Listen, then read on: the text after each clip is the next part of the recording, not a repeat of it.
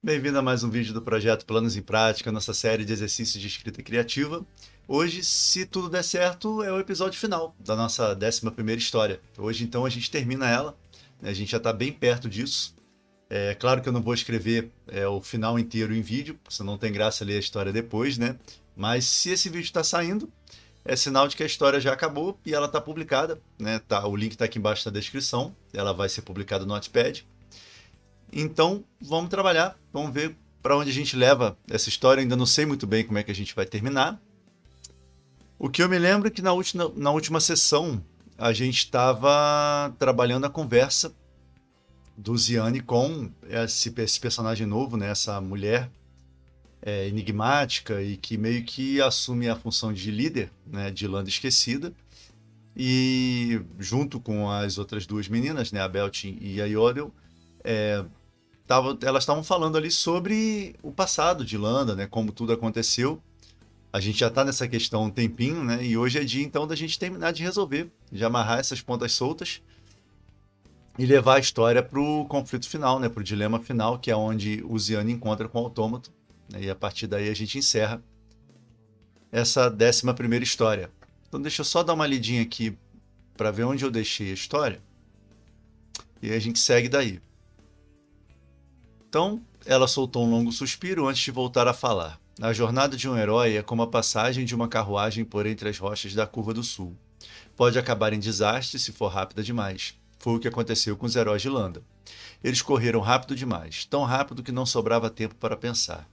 Decisões ruins os levaram a percorrer caminhos perigosos e chegamos onde estamos hoje. Eles não guardavam as estradas e protegiam os comerciantes, como dizem? Isso é o Ziane perguntando, né? A Curva do Sul nunca foi livre de problemas. Deste lado das montanhas e do outro, nossa gente nunca foi perfeita. As caravanas cumpriam suas rotas, abastecendo a região e, ao mesmo tempo, encobrindo negócios ilegais de todo tipo. Além disso, bandidos faziam as pedras de lar e esconderijo, tornando arriscada a passagem de qualquer caravana, não importava o tamanho de sua escolta. Quando os heróis chegaram, isso mudou. Sim, eu conheço as histórias. Foram tempos felizes, como nunca tivemos. Ziane arriscou um modesto sorriso. Homens e mulheres carregando armas e equipamento que o povo não conhecia. Um pequeno e extraordinário grupo de pessoas que tomou a região como seu território. E então chegou, fulano de tal e seu bando, atrás de nossas terras e riquezas. E assim a gente terminou. Então aqui foi meio que um contraste entre a ingenuidade do Ziane, né? A versão que ele tem na cabeça é completamente diferente do que aconteceu de fato. Ele está prestes a descobrir isso. E a gente não tem um nome para esse personagem, né? Para esse vilão. Ele inclusive é citado antes, eu também deixei nos 3 As. Então vamos ver se a gente pensa nisso hoje, porque já está ficando muito A na história. A gente precisa definir esses nomes para poder continuar contando essa história. Mas eu vou escrever um pouquinho para esquentar, depois eu paro para pensar como é que eu faço com esses nomes. Então chegou o fulano de tal e seu bando atrás de nossas terras e riquezas. Então é a hora da nossa personagem ainda sem nome meio que olhar com uma certa pena, uma compaixão do Ziane, né? Tipo assim, coitado, não sabe de nada. E aí a gente começa realmente a aprofundar essa história. Vamos lá então, vamos ver o que acontece aqui.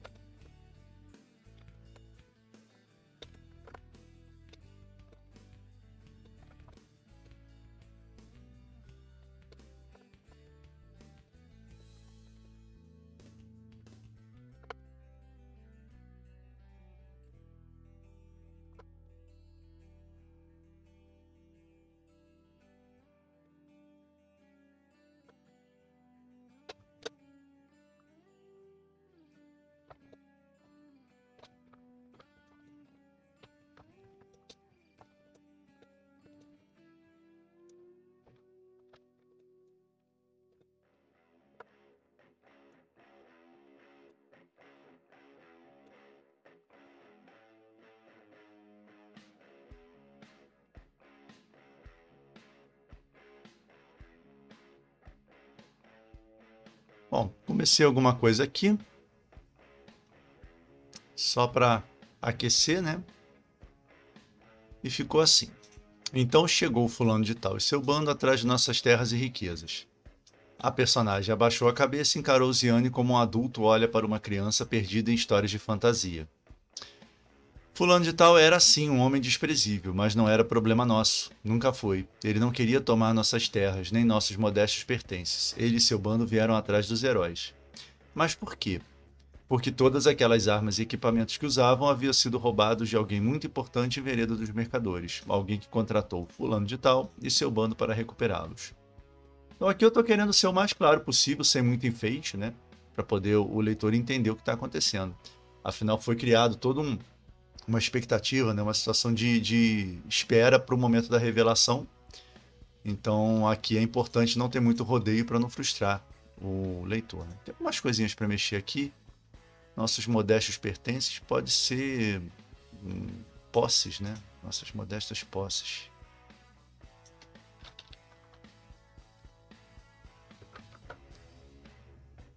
Só porque pertence parece ser uma coisa pequena, né? Nossas posses. Não sei, modestas ainda dá a ideia de pequeno, mas não uma coisa pessoal, mas sim pertencendo a um grupo, né? Ele e seu bando vieram atrás dos heróis, eu acho que não precisa do bando. Ele veio. Vamos ser diretos agora, né? Para evitar alguma confusão. Então, como é que a gente vai chamar essas pessoas, né? Já tem muito AA aqui, vai ficar ruim de escrever. Nós estamos falando de técnicas vocais, né? Estou usando esse recurso para poder nomear os novos personagens. O Ziane e o Gaspar foram nomeados antes, e conforme eles forem encontrando outras pessoas, eu sempre uso alguma referência à voz, né? Então a gente tem Yodel, Belting, que são técnicas vocais. E aí para esse cara, a gente pode chamá-lo de Bari, que é grave, né, em grego, se não me engano, né? Daí vem o barítono, né? Então, ele é o Bari. Vamos trocar aqui de uma vez.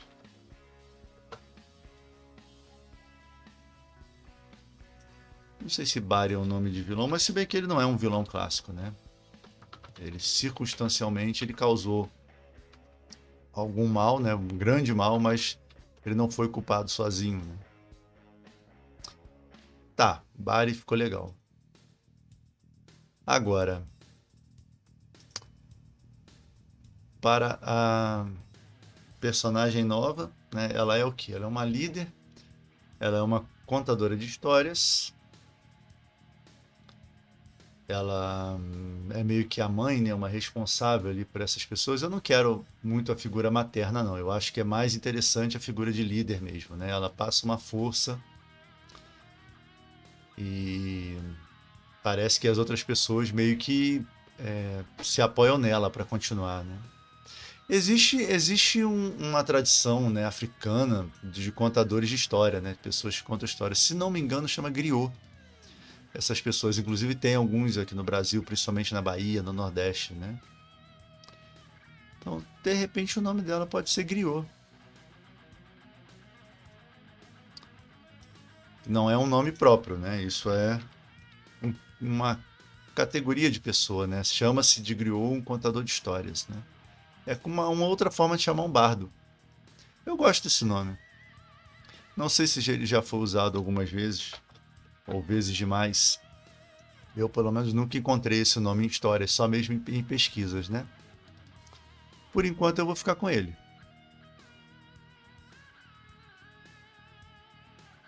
Aqui não é o nome, aqui já é uma coisa que tem que escrever. Vou trocar só os daqui, vou deixar o restante para trocar no segundo tratamento, se é que eu vou manter esse nome, né?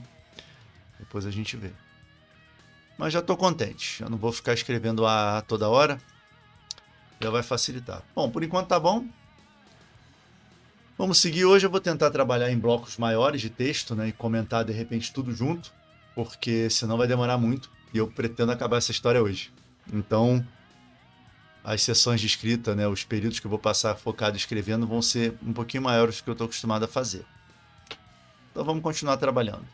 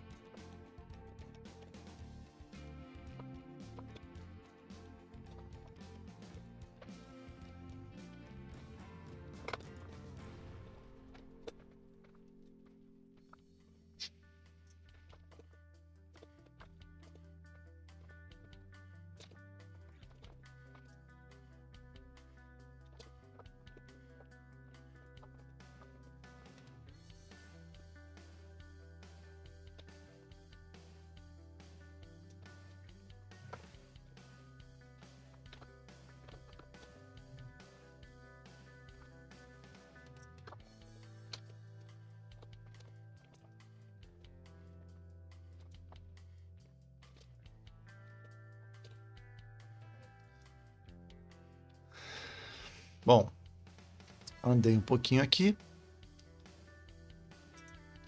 Eu acho que os nomes estão funcionando. E ficou assim. Bari era sim um homem desprezível, mas não era problema nosso. Nunca foi. Ele não queria tomar nossas terras nem nossas modestas posses. Ele veio atrás dos heróis. Mas por quê? Porque todas aquelas armas e equipamentos que usavam haviam sido roubados de alguém muito importante em Vereda dos Mercadores. Alguém que contratou Bari e seu bando para recuperá-los. Griot silenciou por um instante, sabendo o peso que suas palavras teriam em Ziane. Então eu gosto de fazer essas pausas, né, justamente como uma moldura, né, como uma indicação velada ali para o leitor. Né? Aqui é uma coisa importante, aqui é algo que vai mudar a história, ou aqui, essa fala aqui é chave para o entendimento, né, do que vai vir a seguir. Então esses avisos, né, são avisos do autor para o leitor, só que camuflados dentro da história. Né? Então isso aqui, se o leitor não tinha pego ainda, agora ele vai entender o quão importante é nesse momento de revelação. E aí vem, né? A verdade é que os heróis de Landa não passavam de ladrões, desprovidos de qualquer princípio e afeitos a elogios e bajulação. Complementou Beltin com uma aspereza na voz que Ziane não conhecia. Eu deixei ela fazer para não ficar tão monótono também, um monólogo, né? Da Griot. Então fica interessante ir alternando entre os personagens e deixar a Beltin, que é das duas meninas, é a mais serena, é a mais centrada. Eu estou fazendo com que as informações mais importantes, né, as informações mais relevantes para a história saiam numa fala dela. Né? Nunca foi difícil perceber isso, mas a boa gente do lado de lá acreditou no que preferiu, emendou Yodel. Conforme as investidas do bando de Bari. Peraí, que aqui faltou um travessão. Conforme as investidas do bando de Bari se tornaram mais nocivas, os governantes e nobres da região cediam recursos de bom grado aos heróis, celebravam suas vitórias em festas e encomendavam aos bardos canções e poemas que são lembrados até hoje. Então isso aqui é meio que para explicar essa idolatria, né, e o porquê que o lado de lá vive em função dos heróis. Existe uma cidade chamada Protetores, né? Então a gente tem que contextualizar isso. Ainda assim, Bari não desistiu, disse Ziane, esforçando-se para acompanhar a narrativa. Não, ao contrário, seu patrono em Vereda dos Mercadores parecia ainda mais determinado a recuperar os pertences. Lembrando que a minha intenção no momento, né, é clareza. Né? Então eu estou aqui vendo aonde eu consigo colocar mais informações, mesmo que às vezes eu sou redundante, né? Que haja alguma repetição dentro de um limite, mas é importante isso em prol da clareza. Prosseguiu Griot. Dizem... Aí faltou outra versão aqui. Dizem que ele se endividou para reunir ainda mais recursos. Em vez de um bando, Bari passou a comandar um pequeno exército, que destruiu algum lugar completamente. Voltamos a usar os 3 As aqui. Ziane lembrou da desolação que o cercava durante sua conversa com Gaspar ao lado da fonte dos Paraná. Por quê? Porque esse lugar não tem nome, né? Um lugar que eles passaram antes de chegar em Landa, e a fonte se chamava Fonte dos Sussurros. Mas eu falei no outro episódio que eu aproveitei esse nome, né? Para fazer a Praça dos Sussurros no meu livro novo. Então eu não vou poder usar aqui. Então por isso que eu deixei o AA, mas como não vai aparecer mais na história, a gente deixa assim. Depois eu penso aqui como é que eu vou fazer para preencher essa lacuna. Então, beleza, estamos indo. Falta o finalzinho agora, que é explicar como aconteceu a destruição de Landa. Né? Como que o problema ganhou tanta proporção ao ponto de Landa ser exterminada e, ao mesmo tempo, os heróis ganharam a fama de terem resolvido o problema. Né? E, a partir daí, as cidades ficaram separadas. Então, é nisso que a gente vai trabalhar agora, porque é a última informação relevante que tem, para a gente partir para o confronto final, que seria o encontro do Ziane com o autômato, né? Então vamos lá. Vamos em frente.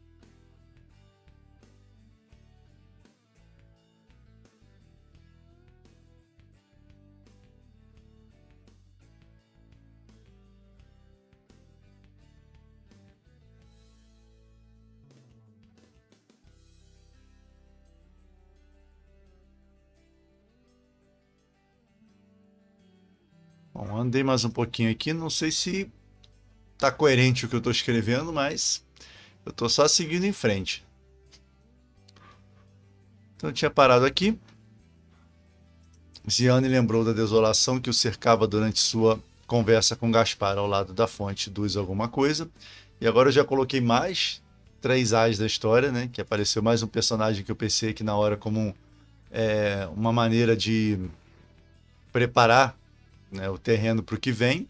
Então, após o massacre, Bari deixou uma mensagem pintada com sangue em uma das poucas paredes ainda de pé dessa cidade, né? A próxima cidade a sofrer o mesmo seria Landa. Eu precisei desse aviso justamente para ter o contexto das pessoas abandonarem Landa, né? Porque eu inventei isso antes de pensar o que poderia ser, né, a verdade propriamente. Mas acontece que as pessoas de posse, os ricos, os poderosos saíram da cidade e ficaram só as pessoas que não tinham condições para supostamente serem defendidas pelos heróis. E acabou que a cidade foi dizimada, destruída e os heróis saíram como salvadores. Isso eu ainda vou ver como é que isso vai se dar. Eu já tô formando uma ideia aqui na minha cabeça. Mas então eu tive que inserir a figura do governante de Landa na época para poder ter uma peça de resistência ali para tentar confrontar os heróis, né? E também para mostrar mais uma vez que os heróis não são tão heróis assim. Então, até então, os heróis eram vistos como autoridades intocáveis, acima de qualquer governante. Mas depois do acontecido naquele lugar lá, fulano de tal resolveu confrontá-los, outro fulano de tal na história. As três compartilharam um olhar pesaroso que Ziane, em princípio, não compreendeu. Quem? Falam de fulano, o traidor? Sim, falamos de fulano, o governante de Landa na época, corrigiu Griot em um tom severo. Então aqui a gente pode trocar para o último governante de Landa. O governante de Landa na época parece uma coisa que você lê num livro de história, né? E como ela está contando, então ele pode ter ficado conhecido, em vez de traidor, como o último governante de Landa. Inclusive isso pode ser até em maiúsculo, né? Como um título.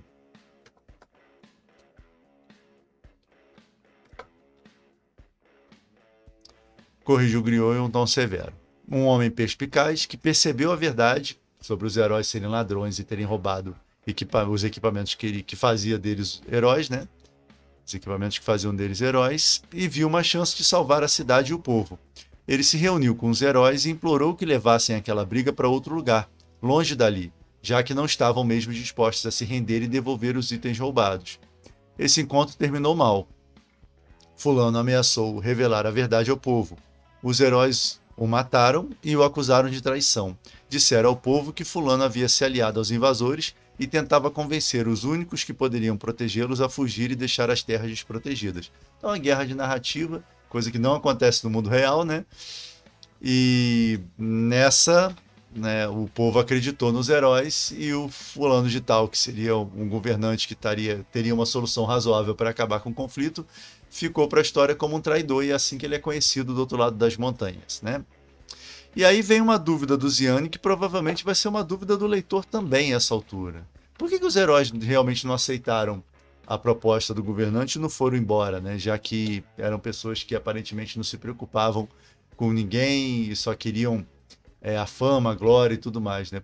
Por isso mesmo, né? Eles não queriam voltar a ser o nada que eles eram. Então eles ali tinham fama, tinham adoradores, né? Já levavam uma vida de celebridade, então eles não queriam perder nada daquilo, não queriam abrir mão do que eles já tinham conseguido e começar tudo de novo. Então essa vai ser a resposta da Griot, né? Então vamos fazer essa pergunta aqui e seguir a partir daí. Isso eu já tinha pensado, né? Nessa faceta dos heróis e que isso seria motivação suficiente para eles insistirem nesse conflito até que tudo deu errado, né? Eles não tinham a intenção, no final das contas, de que a cidade inteira fosse destruída, mas foi o que aconteceu. Então vamos lá. Vamos externar essa dúvida do Ziane aqui e já resolver essa questão.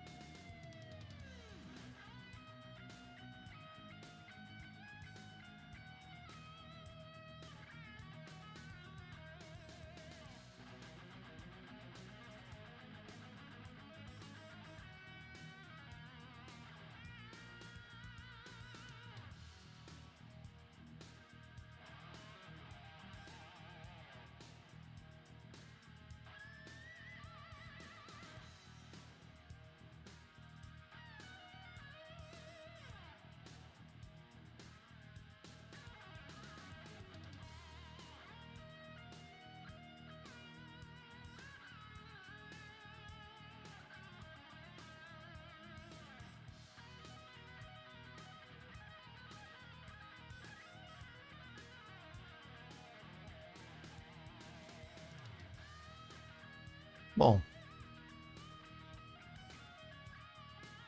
deixa eu só consertar aqui uma coisa. Assim como incontáveis inocentes. Pela primeira vez nós temos, do início ao fim, né, a verdadeira história de Lana contada. Eu simplesmente estou contando aqui conforme ela veio na minha cabeça. Provavelmente tem bastante coisa para mexer aqui. Eu não pretendo enfeitar muito esse trecho, como eu falei. Quero deixar bem sequinho mesmo, só com as informações, porque eu acho que isso vai ajudar a compreensão do leitor, né? Então eu parei aqui nessa pergunta do Ziane. Isso não faz muito sentido para mim. Se os heróis eram apenas ladrões egoístas, se eles não se preocupavam realmente com o povo, por que simplesmente não foram embora? Aí vem a Griot, né? Porque não queriam perder seus adoradores. Achavam realmente que eram heróis, defensores do povo e das terras. Então, envolveram-nos em uma guerra estúpida e desnecessária, como todas são no fim das contas. Aqui a gente deixa a opinião dela transparecer na narrativa. Né? Uma guerra que trouxe a morte de muitos inocentes e empobreceu nossas terras. Griot pausou e soltou um suspiro cansado. Como disse antes, tudo aconteceu muito rápido. Os ricos e importantes foram escoltados até o lugar onde hoje está Landa Superior. Quem não conseguiu ir embora se protegeu como pôde. Parte dos habitantes se organizou para ajudar a enfrentar os invasores. Nenhuma dessas pessoas sabia que os heróis haviam preparado uma armadilha. Aqui vem o pulo do gato, né? O motivo de ter dado tudo errado. E assim, durante a derradeira batalha, Bari e grande parte de seu exército foram soterrados pelas pedras negras das montanhas, assim como incontáveis inocentes. Eu botei assim aqui, mas tem um i assim aqui. Eu tenho que voltar com i também.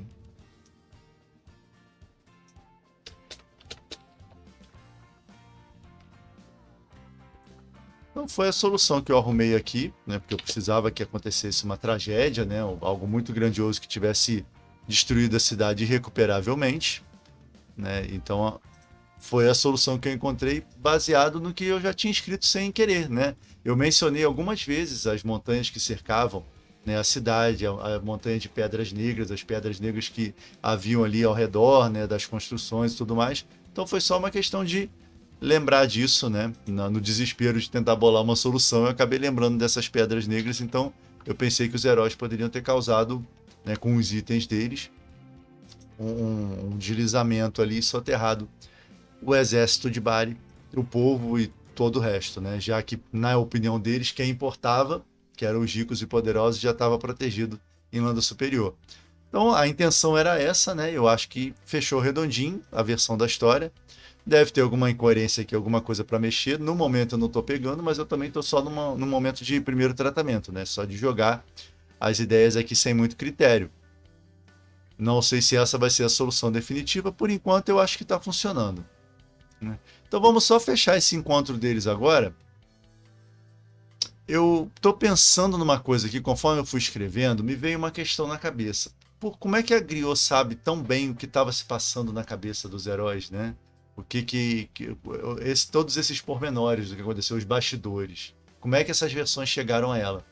A opção mais simples seria que ela seria uma heroína, né? Ela seria membro desse grupo de heróis aí que se arrependeu no fim das contas, enquanto os heróis foram viver vidas, né, luxuosas lá em Protetores, cercados de homenagens. Ela permaneceu em Landa Esquecida, cuidando do povo, porque ela se arrependeu de tudo que aconteceu. Isso casa bem com o começo da fala dela, que ela fala que aconteceu tudo rápido demais, né, que os heróis passaram por momentos assim muito vertiginosos e eles não pensaram direito nas consequências e tal. Isso dá uma dica de que ela poderia estar falando dela própria, né? E eu acho que seria interessante para a personagem, até para a gente aproveitá-la depois. Então eu não quero deixar isso claro, né, no texto, mas eu quero dar uma dica para o leitor. E que o Ziane acaba pensando isso. Mas será, né, que ela é uma deles, apesar disso ter acontecido há muito tempo, né? Então ela pode ter algum tipo de poder, algum tipo de habilidade que dá uma longevidade para ela, né? Então é isso que eu quero dar a entender agora. Que enquanto os heróis foram viver suas vidas de heróis em Protetores, os ricos e poderosos ajudaram a fazer Landa Superior crescer, ela ficou aqui, né? Ficou nessa cidade com aqueles que sobraram, né? As pessoas que estavam feridas e tal. e que precisavam reconstruir. E o desejo maior dela, então, é fazer essa reconstrução, né? É fazer com que a cidade volte a ser o que era, ou que pelo menos as pessoas parem de ter fome, né? E que saiam da miséria, tudo mais, né? Que tenham pelo menos o que comer e uma vida digna, né?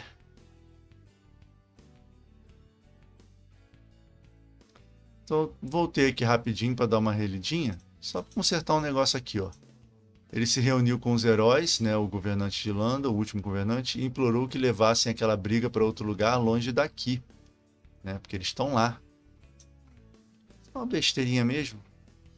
Aqui eu voltei para dar uma relida para tentar recapitular aquilo que eu estava falando, né? Então vamos lá, vamos fechar agora essa conversa deles, fazendo Ziane pensar que ela, né, a Griot, poderia ser uma das heroínas, né, um membro desse grupo de heróis que está arrependido cuidando do povo agora.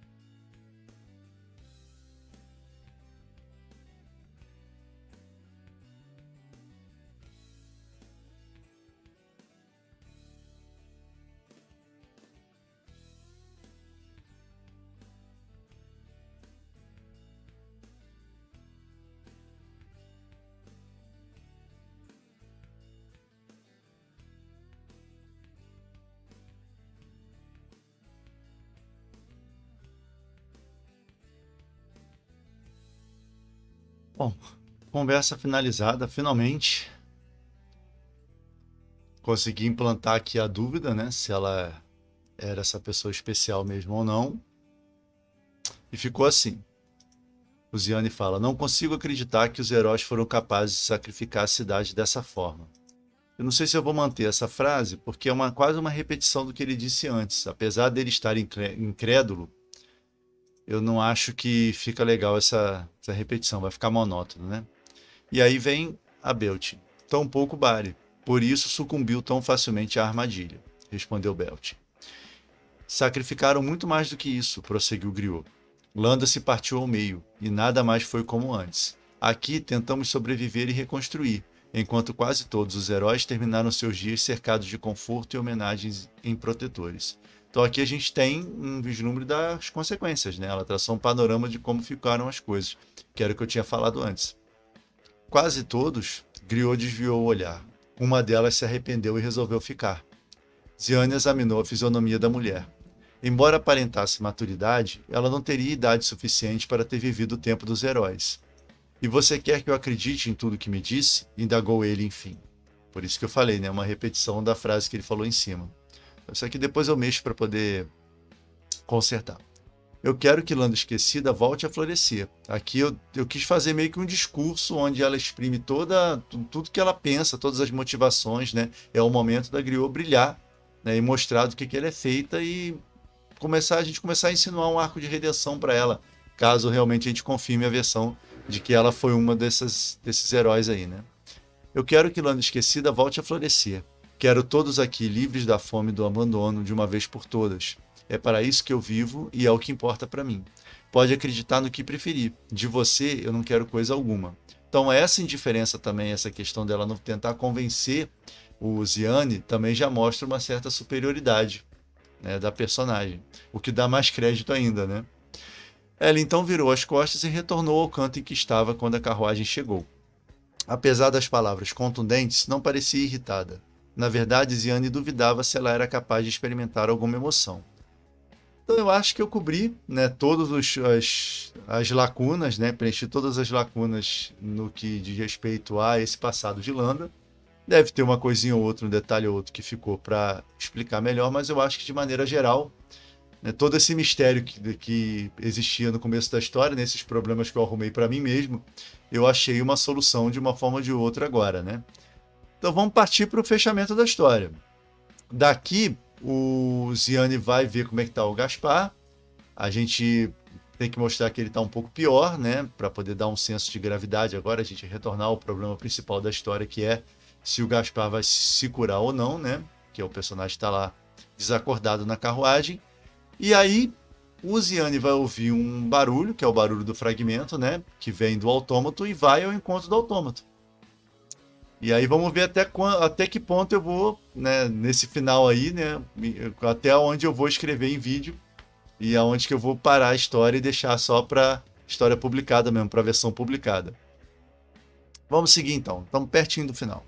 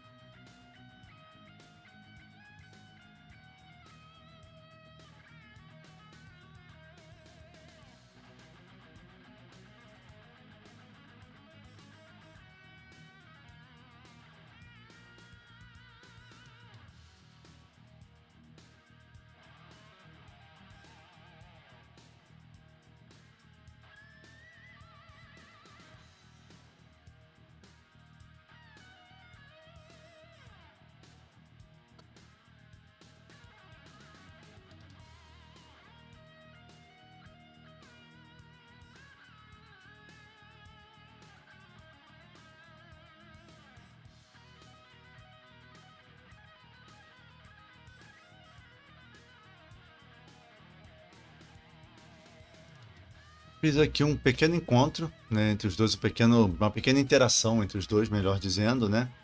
E pensei numa coisa aqui do nada, né? Eu nem sei se essa expressão olho da noite já foi, né, também muito usada, mas foi o que me veio à cabeça porque eu precisava de um presságio aqui, né, para quando ele enxergasse o autômato, o farol, né, aquela luz que ele tem no topo da cabeça. Então o que me veio na cabeça foi o Gaspar chamar isso de o olho da noite, né? Ele não está vendo o autômato, claro, né? Ele está delirando, mas isso fica como um presságio que pode impressionar o Ziane e fazer com que ele fique meio apavorado quando vira o autômato, né? Então vamos lá. Ela então virou as costas e retornou ao canto em que estava quando a carruagem chegou. Apesar das palavras contundentes, não parecia irritada. Na verdade, Ziane duvidava se ela era capaz de experimentar alguma emoção. Beltin e Odell continuaram comendo. Então, uma pequena frase aqui só para localizar, né? Porque eu tinha esquecido que as duas estavam no encontro ali, pontuando, né? O colecionador olhou para o céu e viu a lua pequena entre os pontos e manchas coloridos. Pontos e manchas coloridos. Como se ela tivesse escolhido se afastar da festa dos homens. Decidiu que era o que ele também desejava. Assim afastou-se em silêncio e foi até a carruagem. Gaspar continuava imerso em seu sono perturbado. Puxou a manta para cobrir seus ombros e percebeu um movimento mínimo em seus lábios. Eu estou aqui, amigo. Vai ficar tudo bem, sussurrou Ziane tocando a fronte do protegido. O olho da noite, disse Gaspar entre gemidos. O quê? O olho da noite, repetiu ele, fazendo mais esforço para falar. Que olho da noite? Fala da lua, dos fogos? Cuidado com o olho da noite, cuidado. Ele entreabriu as pálpebras por um instante e logo depois voltou a dormir. Assim, eu não pretendo fazer nada com isso, né? Eu só coloquei aqui justamente para dar essa ideia do presságio, né? E o Gaspar tem uma mente tão fértil, ele conta tantas histórias, né? Que seria natural até que ele, num momento de febre ou, né, no momento que a saúde dele está complicada, que ele delirasse com alguma coisa que, por coincidência, vai servir ali como um alerta para o Ziane, quando ele encontrar com o autômato daqui a pouco, né? Então vamos fazer isso, vamos fazer o Ziane dormir um pouquinho, e ele vai acordar ouvindo a frequência sonora, vai sair em busca desse som e vai dar de cara com o autômato cuidando do seu jardim. E esse vai ser o confronto final, né? E ele vai ter o dilema, ele vai destruir o autômato para pegar o fragmento, mas aí de alguma maneira ele vai descobrir que o autômato pode curar o Gaspar, então tem bastante coisa para a gente amarrar no finalzinho, vamos ver o que vai dar, né? Vamos só seguir em frente. Aqui antes dele dormir, o que eu quero fazer ele ter uma reflexão, um momento de pensar assim, no final do Gaspar, o que ele sentiria, né, ao ter que continuar sozinho, né, continuar a viajar sozinho depois desse período em que ele passou protegendo o Gaspar, né? Não sei, o que ele sente sobre uma possível ausência do Gaspar se ele morresse. Então isso também dá um senso de risco para o leitor, né? Ele começa a vislumbrar a ideia do personagem desaparecer, né? Não estar mais na história. Vamos lá, vamos tentar fazer uma breve reflexão aqui, um parágrafo só, porque tem bastante coisa para a gente resolver ainda, né?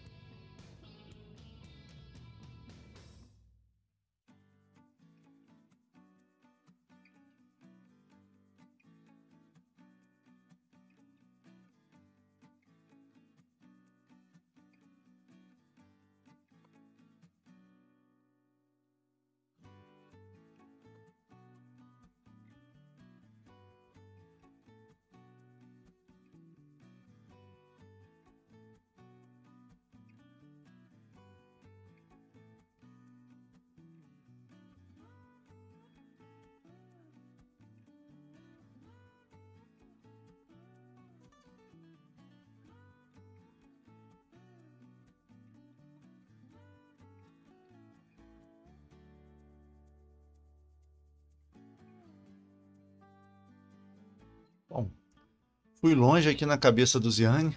Era um parágrafo só, mas eu acabei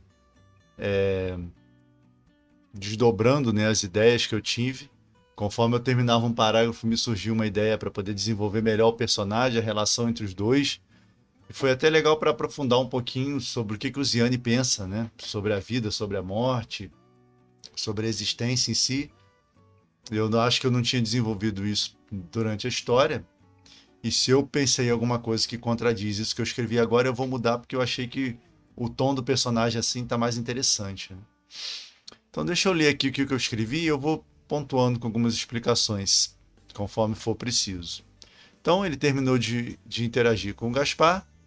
Ziane o observou por alguns segundos. Não se preocupou em compreender as palavras que acabara de ouvir.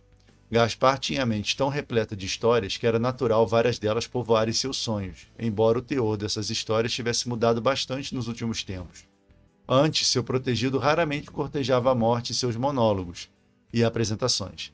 Agora, cada vez mais surgiam contos aterrorizantes, cenários tristes e solitários, personagens vulneráveis e sem esperança, enfrentando inimigos insuperáveis. Ziane já deveria ter percebido que havia algo de errado com ele.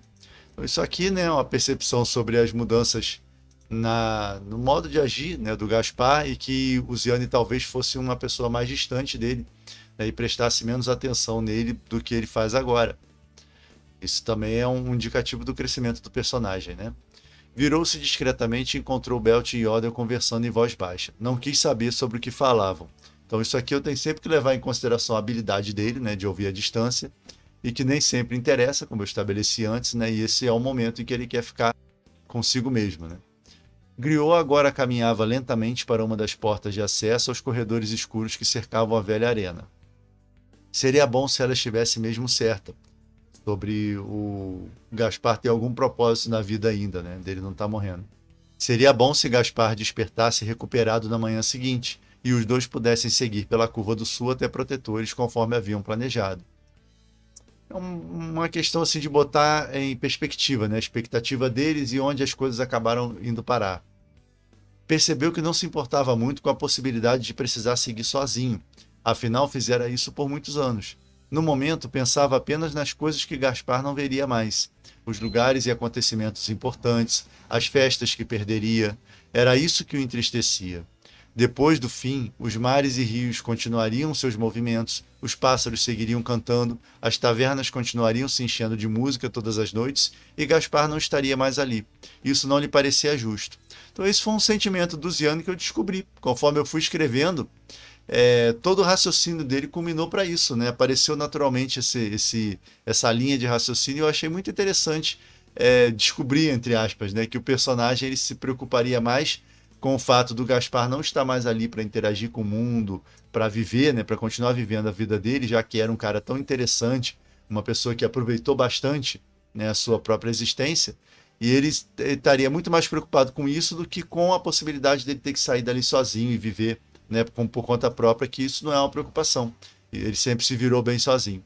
Ziane não acharia mal se os dois achassem um jeito de viver para sempre, de ver e viver tudo o que fosse possível. O mundo era maravilhoso e a vida empolgante demais para se abandonar, fosse na juventude ou na velhice. Isso aqui, eu prosseguindo com a história do personagem mais para frente, é um ponto de mudança também, né? Esse apego à vida, esse apego, né, à existência humana que é limitada e é finita, e ele tendo que confrontar isso de uma forma ou de outra mais para frente. Então isso aqui eu só estou abrindo uma possibilidade que eu possa aproveitar mais adiante. Mantendo aquele último pensamento firme na mente, contornou a carruagem e acomodou-se como pôde na cadeira do condutor, certo de que não dormiria naquela noite. Estava errado. Descobriu isso ao despertar subitamente, ouvindo uma frequência sonora que fazia vibrar os ossos de seu crânio, um som que lhe trazia entusiasmo e agonia, que o impelia a agir sem pensar. Então aqui a gente está engatilhando para o final, né, para a cena final. Vamos fechar aqui e seguir. Os nossos últimos parágrafos aqui antes da gente finalizar a história em vídeo. Vamos lá, agora é a hora dele ir com a carruagem sem pensar, levando o Gaspar junto e tudo, porque ele não está raciocinando, que o som está meio que enlouquecendo ele momentaneamente, e ele vai se deparar com um autômato cuidando de um jardim no meio do deserto. E provavelmente nesse ponto é que a gente vai acabar a escrita da história aqui em vídeo. Vamos lá, última cena.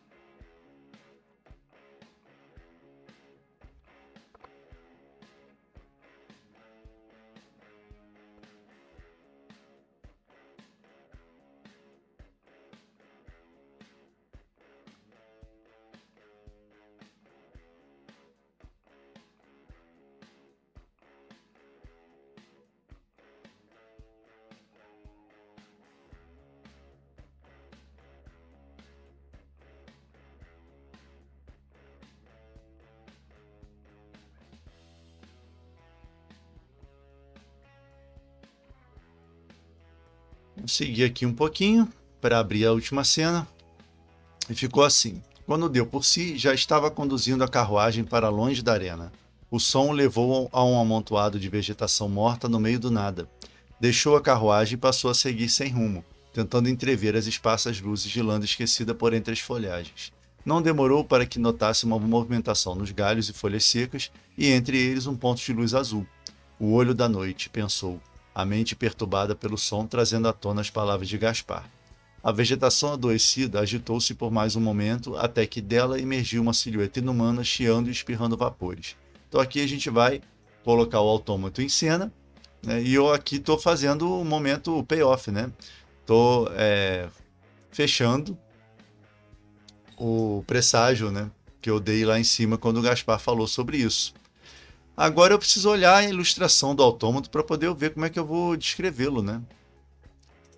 Eu não lembro exatamente como é que eu fiz esse desenho. Então vamos aqui no nosso Milanote.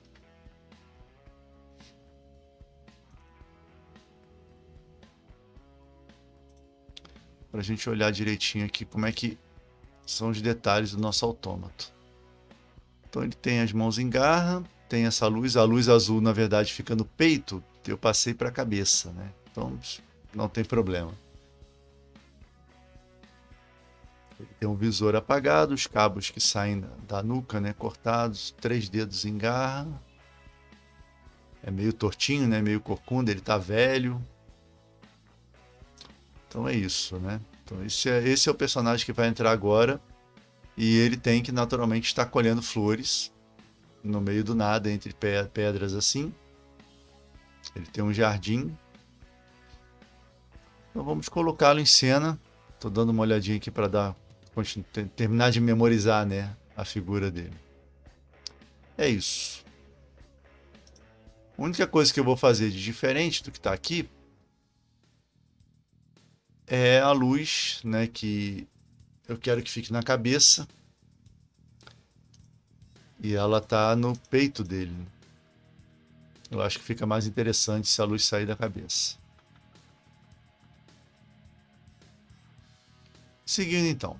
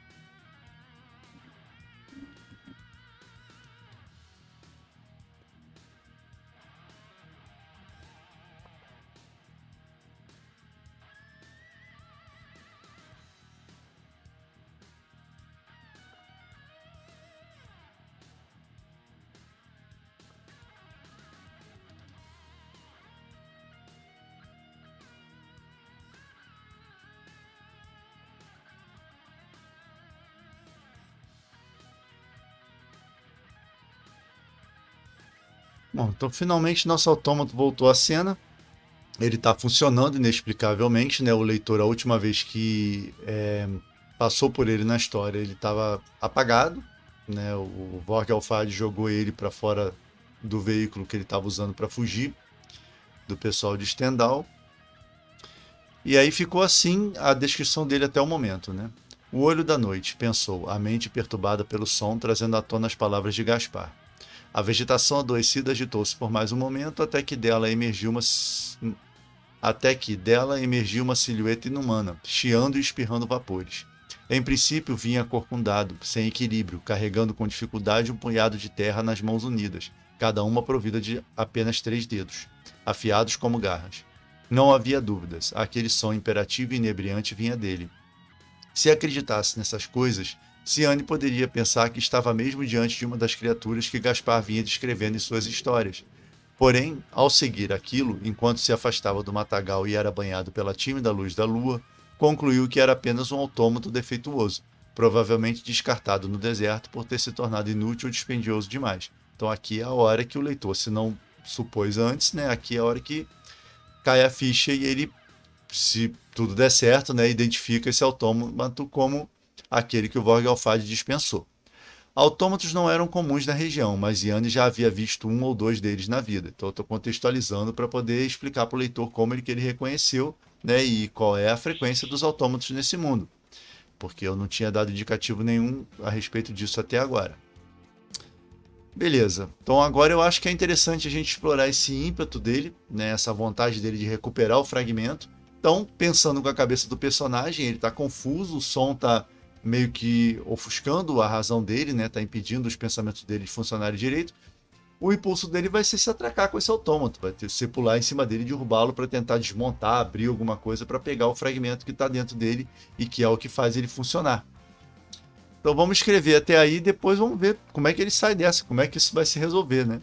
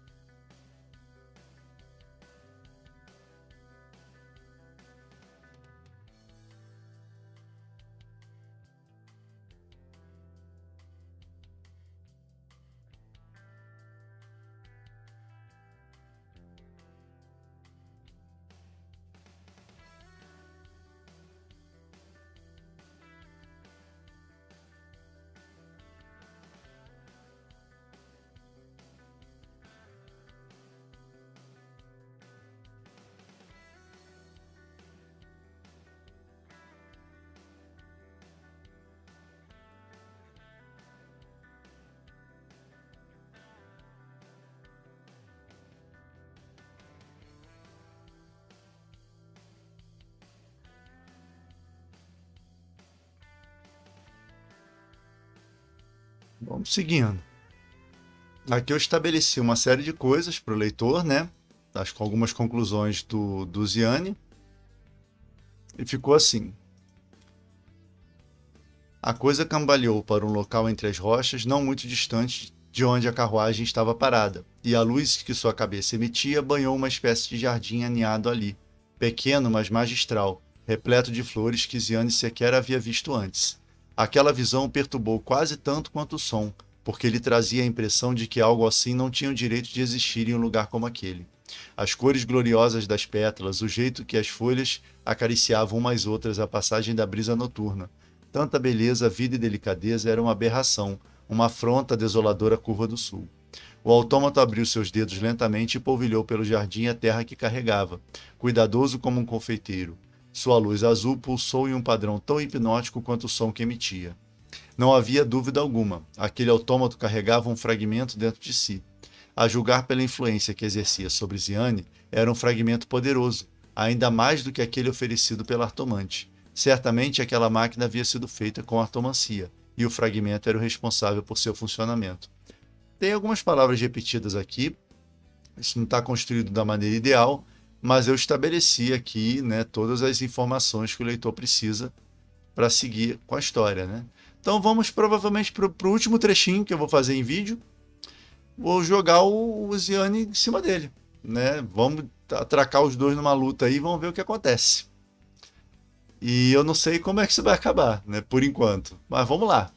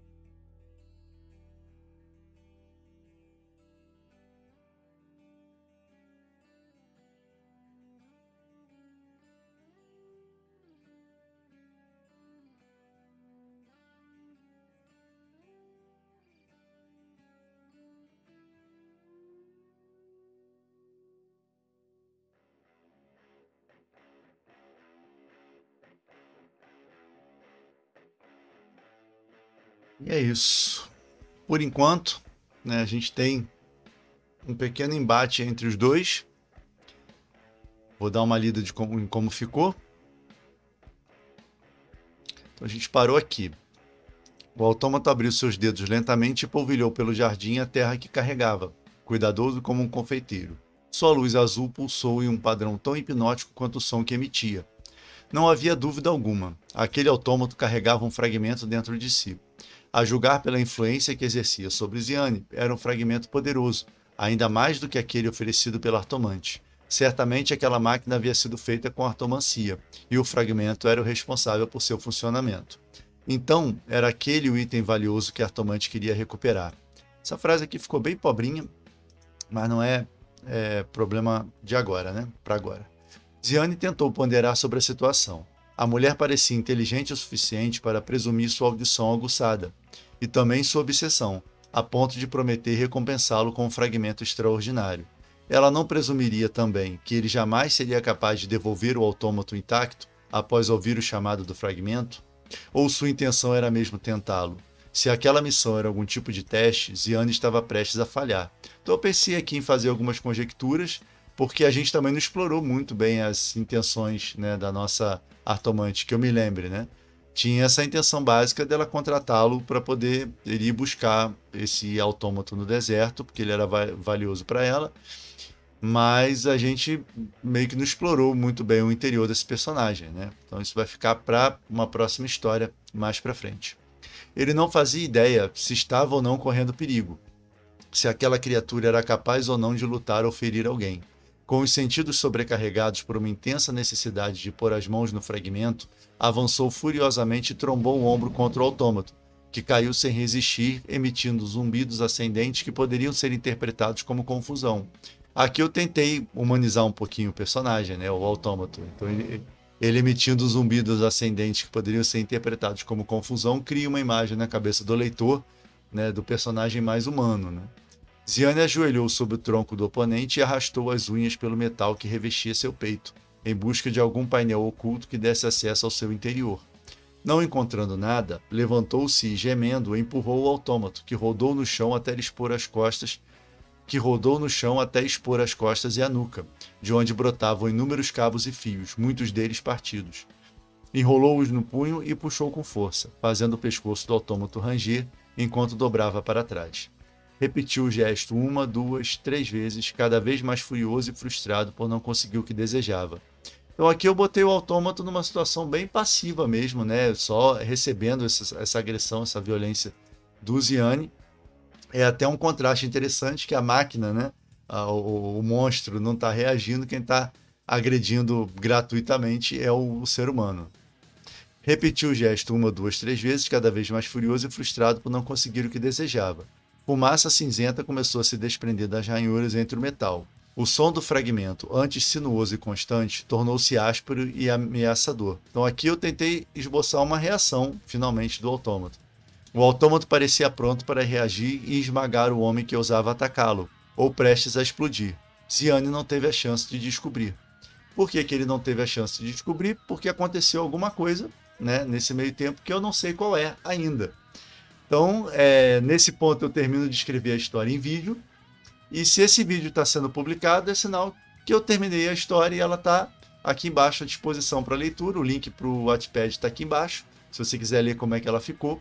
É claro que ainda não é a versão final, que vai sair na antologia, unindo todas as histórias já escritas do Planos em Prática, mas eu vou fazer um segundo tratamento, vou acertar algumas coisas mais graves na história, vou deixá-la de uma maneira aceitável para ser publicada, pelo menos no Wattpad, né?